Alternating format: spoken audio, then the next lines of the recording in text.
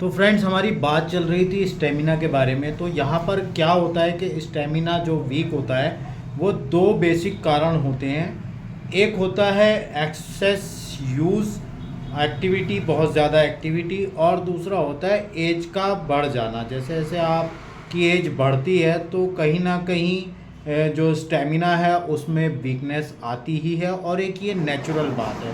ठीक है, अब फर्दर आगे क्या होता है थोड़े टाइम के बाद, जब आप उसको नज़रअंदाज करते हैं तो उसको नज़रअंदाज करने के कारण क्या होता है, जो आपके इरिवर्सिबल चेंजेस होते हैं, जहाँ पर आपकी रिकवरी हो सकती थी वहाँ पर रिकवरी नहीं होती है और आप उससे नेक्स्ट स्टेप पर चले जाते हैं। तो इसके लिए आपको बहुत ज़्यादा ध्यान रखना होता है कि आपको अगर किसी तरह की वीकनेस हो रही है, कोई प्रॉब्लम आ रही है, किसी भी तरह की कोई इस तरह की चीज़ें हैं, तो वो आपको बिल्कुल एकदम जो है उसके लिए आपको प्रिपेयर रहना होता है।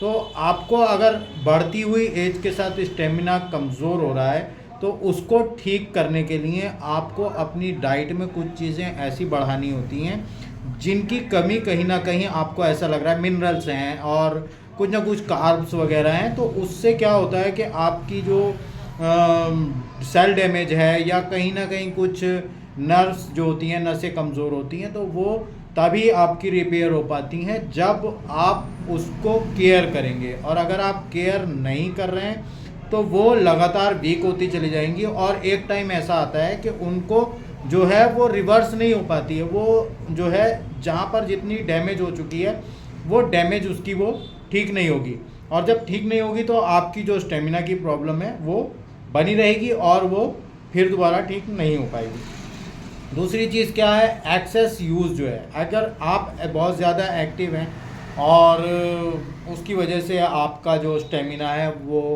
वीक हो रहा है, तो ये काफ़ी चिंता का विषय है, क्योंकि इस चीज़ के लिए आपको कहीं ना कहीं अपनी एक्टिविटी को जो है वो कंट्रोल करना होता है, और यही कंट्रोल जो है वो आपके स्टेमिना को आगे करके बनाए रखता है।